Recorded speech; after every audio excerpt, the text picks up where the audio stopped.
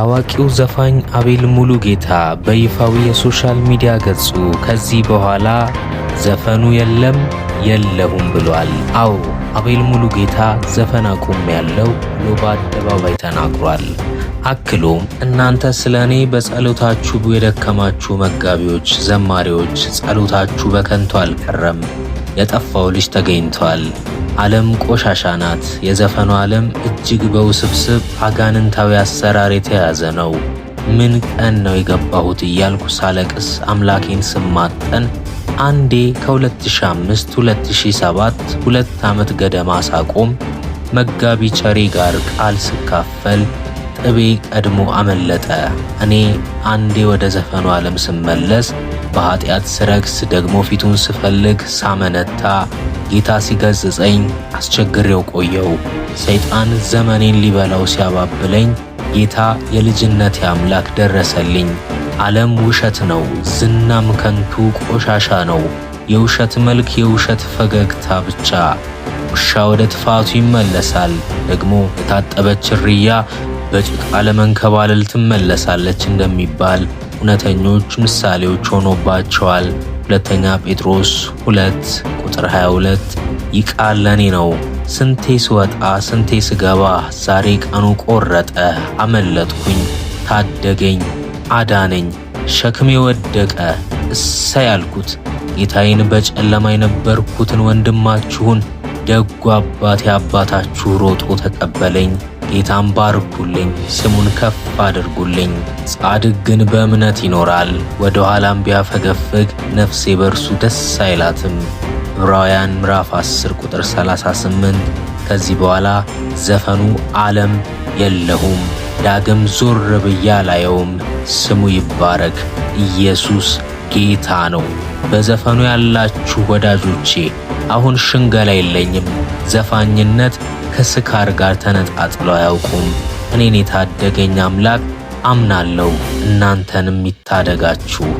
ከዚያም በፊት በሶሻል ሚዲያ አካውንቱ ባካፈለው መልእክት በስሙ አምናችሁ የዳናችሁ እንኳን ጌታ ረዳችሁ፣ ሁላችሁንም በጌታ ፍቅር ወዳችኋለሁ፣ ኢየሱስ ክርስቶስ ጌታ ነው ያለ ሲሆን አክሎም አዳነን፣ መራን፣ አሻገረን፣ ከባርነት ቀንበር አላቀቀን። እግዚአብሔር ብርቱ ተዋጊ ነው፣ ስሙም እግዚአብሔር ነው። አዎ በነጻነት ልንኖር ክርስቶስ ነጻ አውጥቶናል። አዎ የተቀበልነው መንፈስ አባ አባ የምንልበት የልጅነት መንፈስ እንጂ ዳግመኛ የባርነት መንፈስ አይደለም። የሚከብደን ሸክም የለንም። እርሱ ጌታ ሸክማችሁን ሁሉ ተሸክሞታል፣ መስቀል ላይ ጨርሶታል። ዕዳ የለብንም፣ በደሙ ታጥበናል፣ የመንፈሱን መያዣ ሰጥቶናል። አዎ አንዳንዶች ተከራካሪዎችንም ውቀሱ፣ አንዳንዶችንም ከእሳት ነጥቃችሁ አድኑ እንደሚል ቃሉ ሳንታክት አንዱ ስለ ሁሉ ሞተ እያልን እንመሰክራለን። በቅጥያ የማይደምቀውን የተቀባውን ከስሞች ሁሉ በላይ የሆነውን ስሙን እንተርካለን። ኢየሱስ እንላለን። ሌላ ወሬ የለንም። እናንተ የአባቴ ብሩካን በክርስቶስ ያመናችሁ ሆይ ጥቂት ምስክርነቴን ላውጋችሁ። ጌታ የጠራኝ ገና በ14 ዓመቴ ነበር። ሙሉ ወንጌል ሞቢል ቤተ ክርስቲያን ደህንነት አስተምራኛለች። እኔን ብቻ ሳይሆን ወንጌል መስክሬላቸው ከዳኑ ጓደኞቼ ከአንድ ወንድሜ ጋር የውሃ ጥምቀት ወስጃለሁ። በመንፈስ ቅዱስ እሳት እጠመቅ ዘንድ ልዑል አልከለከለኝም።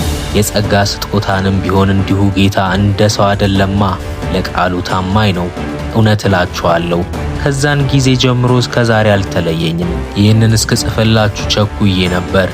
በደስታ መንፈስ ውስጥ ሆኜ የምጽፍላችሁ። ጌታውን አውቀዋለሁ። ከጎኔ ካለ ሰው በላይ የቅርቤ ነው።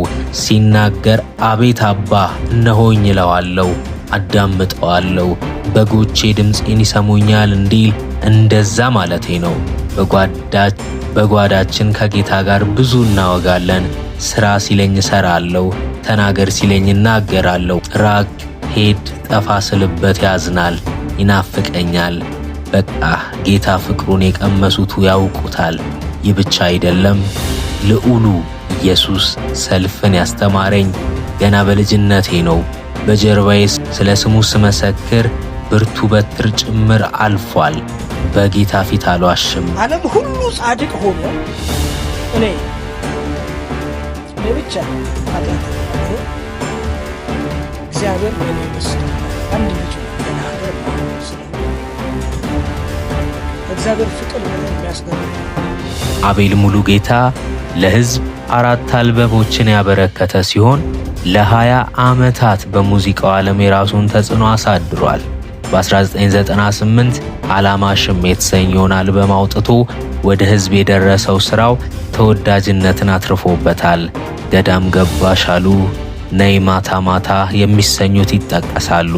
ሁለተኛ አልበሙን በ2003 ተገርሜ በሚል ርዕስ ይዞ ብቅ አለ። ይበልጥ ተወዳጅነትንና ክብርን ሲያስገኝለት ከሙዚቃ ወጥቶም በሕይወት ከሌለችው ሚስቱ ጋር ሽረት በሚል ርዕስ ራሱ ጽፎ ዳይሬክት ባደረገው ፊልም አብሮ ከውኗል። በ2011 ሶስተኛ አልበሙን እንነጋገር በሚል ርዕስ ሰርቶ ለሕዝብ አበርክቷል። አራተኛ አልበሙንም ቅን በተሰኘ ሥራው በቅርቡ 2017 ላይ ለሕዝብ አድርሶ ነበር። በፋና ላምሮት የዘፈን አይድል ፕሮግራም ላይም በዳኝነት መርቷል። ድምፃዊ፣ ደራሲ፣ ሙዚቀኛና አቀናባሪ የሆነው አቤል ሙሉጌታ ከነዚህ ሁሉ ቆይታ በኋላ ነው ዘፈን በቃኝ ከዚህ በኋላ አልዘፍንም ያለው። እኛም በጵኔል ሚዲያ ስም አቤል እንኳን ጌታ ረዳህ፣ ከዚህ በላይ ጸጋ ይጨምርልህ እያልን ለውድ ተመልካቾቻችን ለበለጠ ጠቃሚ ቪዲዮ እንዲደርሳችሁ ሰብስክራይብ፣ ላይክ አድርጎ እንላለን። መልካም ቆይታ።